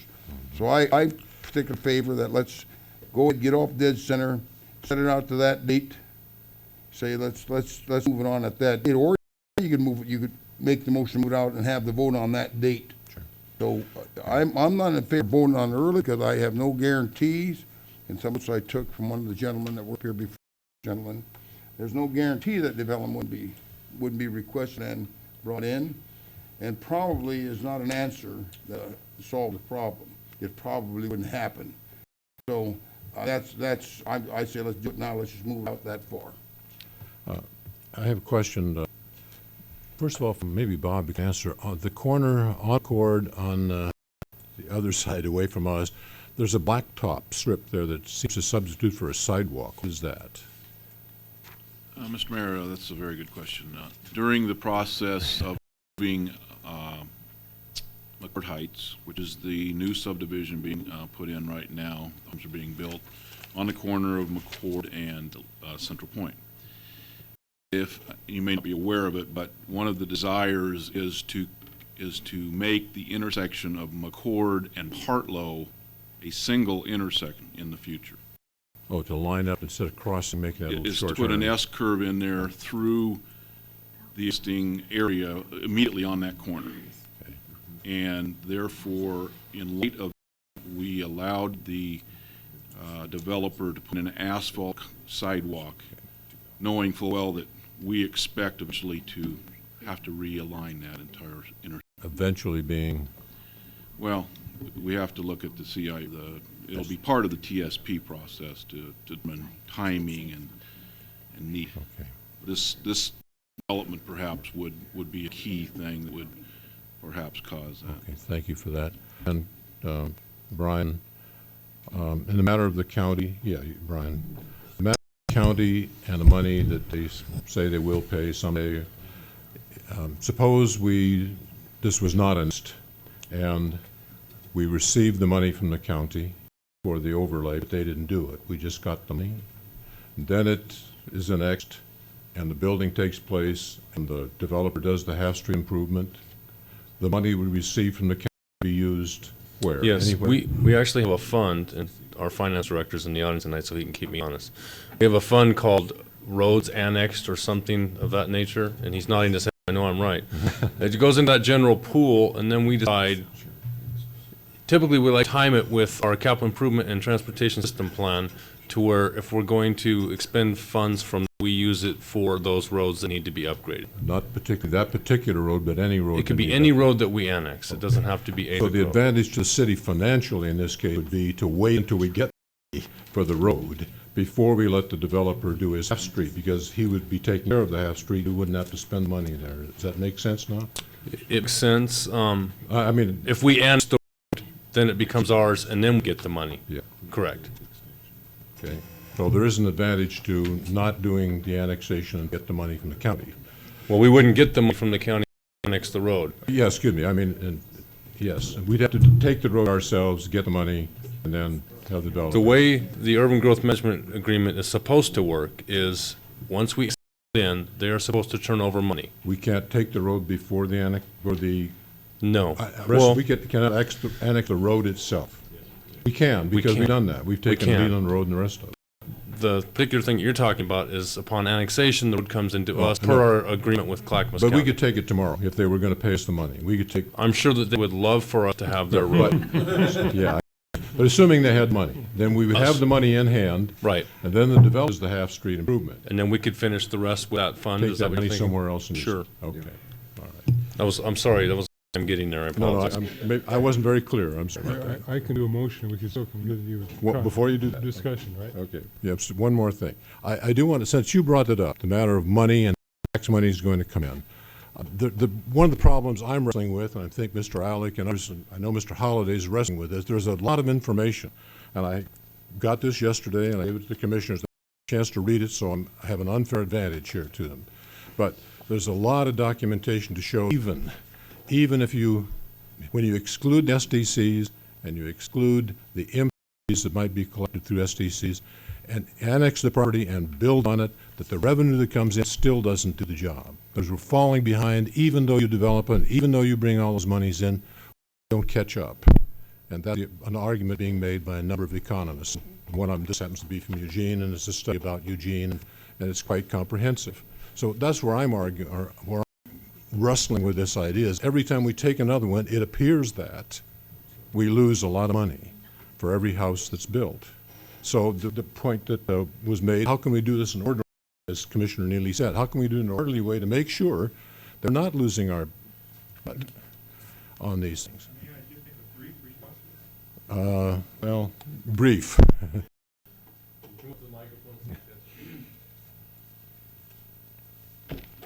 Observation regarding, and a brief response regarding that, Mayor Williams, and thank you. It seems, I've been doing this for quite some time. Other cities have the same problems. Other counties have the same problems in the same respect. One of the things that I see is that your citywide issue of the lack of money regarding your level of transportation needs, your other facilities needs and everything is dependent upon you forming some criteria for the whole city for the consideration of annexations or for development on that basis. Again, I reiterate that the existing criteria that you have I understand has that. been indicated that it has been met. Now, what I understand your validity of concerns, and that those concerns need to be addressed in a manner that it changes the criteria for the consideration. I understand that. And that's Right. where I would come from in that respect. I'd like to No, go ahead and do it. And I'm going to go ahead and move that City Commission refer proposed annexation AN 9907 to the vote of people in the November general election. It's been moved that this be referred in November election. Is there a second to that? I'll second it for discussion. Okay. Second it for discussion, but I want to make clear that my question still isn't answered about the county roads. I Until understand. that question is answered, Okay. I can't, until I get that, I can't really guarantee that I'm going to, support. I want to see what Thank- happens to those roads. Thanks for the second. Now, discussion on that motion. Doug, if was permissible for us to have a delayed date, we don't have an answer to that question yet. I think we might. Go ahead. Can Marnie go ahead? Yes. Sorry for I think I've come up with another option that would achieve the same result, and that would be to approve a ballot measure that poses a question to the voters that specifies the date that the boundaries would be expanded. So right now, you'd be approving as a measure that says, shall the city's boundaries be expanded to include this property? What you would do is add on, insert the date specified. So if they approve it on that date, the boundaries are expanded. And I think that would be inconsistent with the charter amendment we adopted on Well- voter approval of annexations. Well, I'm not sure that solved the gentleman's problem, because but if we set a date for next January 1st, it doesn't make any difference whether you have the election in May or November. So what is the date we're planning on setting? That's the question now. Well, I think the only advantage to the developer is that he has the question answered in May. He has the question answered 7 months sooner. So he preliminary things. Even though it negates all the reasons he gave for having it made, he can't do the building, he can't do all the preliminaries. It takes that away, because we're going to date out there someplace like October or something, or whatever you pick. I mean, if I was able, I would pick a date for annexation to be, say, December 31st of 2000. Okay, well, I think, I hear what you're saying, but I think an exercise in semantics. But go ahead, I'm fine. Saying something? Or Brian? Oh, sorry. Well, I ask whether Marnie sees any problem with the motion that was put forward. Is there a reason we can't do that?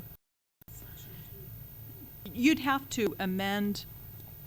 No, I'm not, without going for what you were requesting, the motion that's put forward, is there a problem with it? No, there's no doing it that way.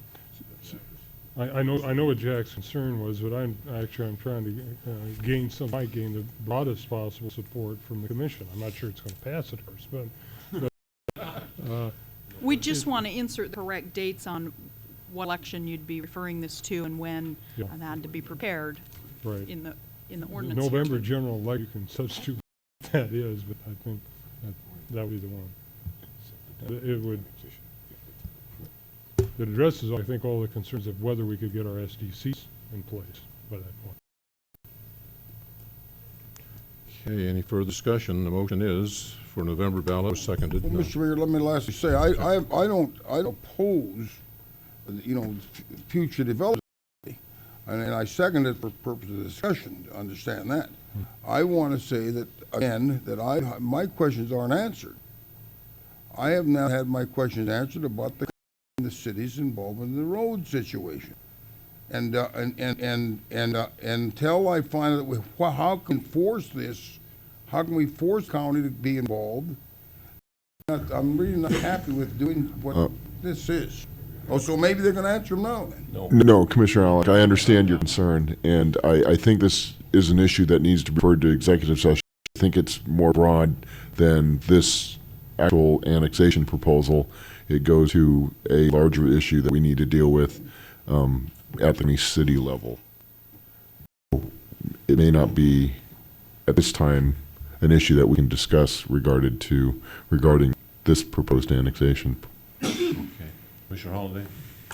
With all apologies to Commissioner Neely, and I appreciate the reaching for a level of consensus, I still think that we are missing key factor here, and that is at the south end of town, where the majority of the growth has taken place. We still have no real fix for the transportation problem. You can talk about McCord Road and Central Point and all that stuff all you want to, but the fact is that another 30 or 40 homes up there in the town, or, well, whatever, at 30, 40, 50, 200, really matter to me. The fact is that that's going to impact all of the older section of town, or it's going to, affect South End going down to down 99, and we still haven't. There still is no solution in place for the transportation issue. Well, I would say that the transportation system plan would have been approved by that time, and if it's not, you could argue against the people voting for it. The point is that information will be in place before the November election would occur.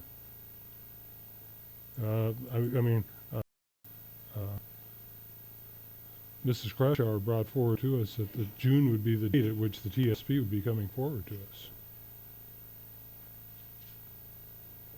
Which is another reason, Jack, that I think, the voters would be, we'd have a vote there at a particular time where the information is before us.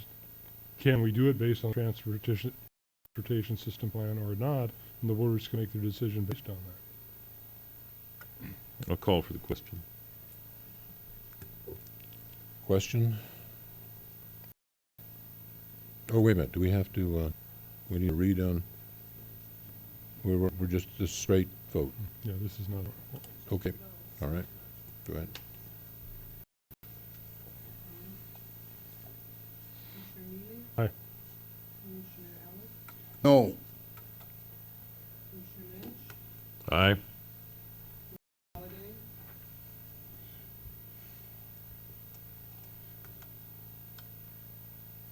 Aye. Mayor Williams? No. Passes 3-2, I understand. Okay. I make my Yeah. normal speech that I give to all the applicants who you've allowed to go to the vote of the people.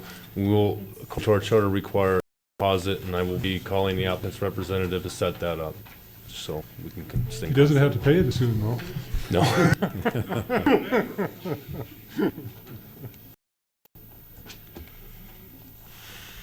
Item number 7.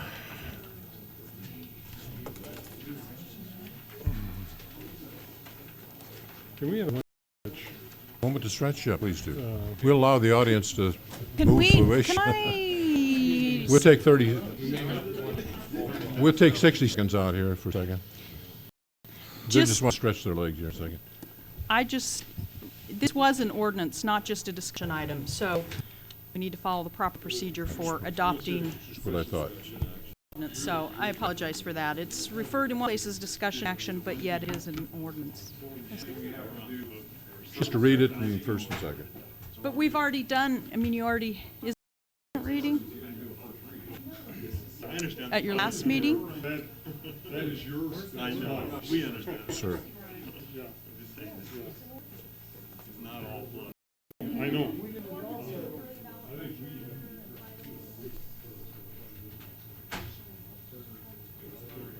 It's a discussion action item. It doesn't have to be. I don't have to be, I don't know, I think we'll have to change the date on that thing, right? Oh, isn't it, all you have to do is the date on it, right?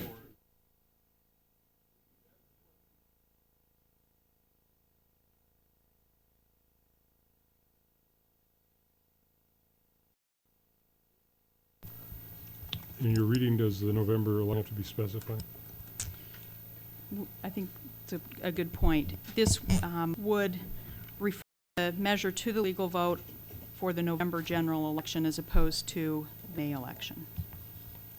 Okay, roll call.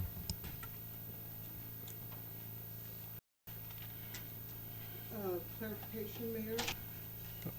Are we still going to Re- keep, Revoting. You just call the roll, and we'll vote yes or I was going to ask once again, the first and second, do they remain the same? The motions, do we keep the same motions? no. Yes. Commissioner Neely? Aye. Commissioner Allen? No. Commissioner Lynch? Aye. Commissioner Holiday? You said no before. You said- No, I said aye before, as I Yeah. recall. Yes, Thank you. did, okay. Mayor Williams? No. Now, since we had a no vote on this round, we cannot have a second reading tonight, which means it has to carry over to the next commission meeting for its second reading and final adoption time. So that's the difference. And the gentleman left, so if any of you know him, we should. Oh, there is there. Oh, I'm Yeah, sorry. yeah, I called Okay, him back. I'm sorry. I didn't see him sitting back there. So that's to happen now. It says discussion on the front. None of us look back to see it as really an ordinance, so it has to be done that way. Thank you all for your patience. Okay.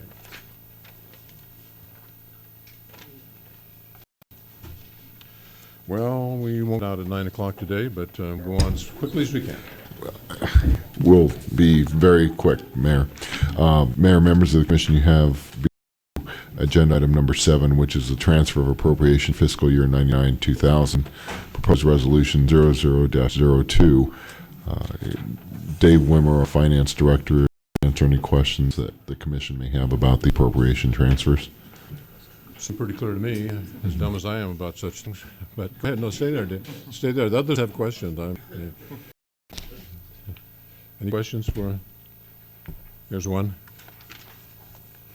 Most of them are clear, but when we get the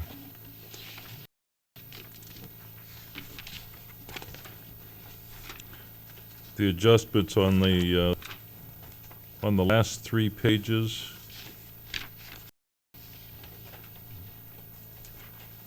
Dave, could you run through those for me?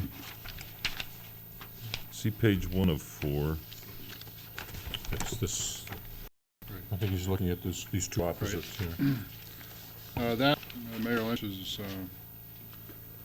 the body, the major emphasis of the resolution, which was, if you look on the last page, there were several beginning fund balances that were came in less than what we had budgeted them to be.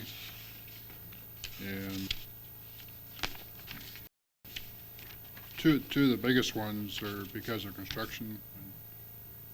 We were sitting here a year ago thinking, well, weather's bad or whatever, we're not going to do fire hall renovation. Will be more in July, but things happened quicker. So we ended up spending more last year and having less to start the year. It was the same with the hop water, where we did a lot more construction last year. The total project was still the same. Okay. You run into that with construction projects a lot because of, you want to have enough money, and no matter what year it happens in, so you budget more than what you're really going to spend, but then whatever year it happens, that's where it happens. General fund, that was the 3,000, with all the turmoil of getting the budget passed, so I let myself be talked into overestimating the beginning fund balance, and it came in more $300,000 less. I always like to go conservative, but I went out and the flip side was that we got a little bit more taxes. We had more growth budgeted, so it offset that to about, not completely, but some. Those are the major ones. Do you want me to talk about any of this? No, that's fine. Thank you. Commissioner Holiday. Move to approve resolution 00-02. Second? Moved and second. Any further discussion? If not, call the roll, please. Commissioner Neely? Aye. Commissioner Allen? Commissioner Lynch? Aye. Commissioner Holiday? Aye. Mayor Williams? Aye. Number 8. Agenda item 8 is the motion to accept South End Waterline Intergovernmental Agreement and authorize the mayor and city recorder to execute respectively. If the commission recalls, this matter was brought before the commission at the prior meeting, and some changes and revisions as per our city attorney, and the changes are incorporated here within. Motion on this? I move for approval of the agreement. Moved by Alex, Second. by Holliday. Question. Question, roll call. No, I have a question, not a thought. I thought you were getting it with the program here. No. Okay.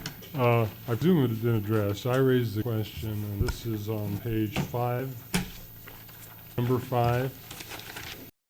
The issue of the transfer to the city when we hit 75% annexation of age on both sides of any of the water lines. I pose the question, is there any financial advantage to us doing it at 50%? Does it make any difference in terms of the revenue that we realize? I believe Mr. Collison did on that, and he will be able to answer your question for you. I wanted to make sure that, since he did all that work, you have a chance. I apologize, yeah. Even more time. I did, and it finally dawned on us. The issue here is that this 75% is when we take the water line over for operations and maintenance. Customers transfer as they annex into city. Okay? That's where the money is. Okay. The longer we let CRW maintain this water line, the better. Okay, good. They typically can have it all the way up to 100.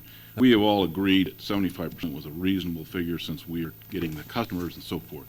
So for argument's sake. So can I 100%?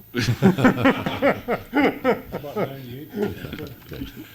So I think There's a motion. hopefully that answers your question. Yeah, that does. Thank you. Motion and a second. Roll call.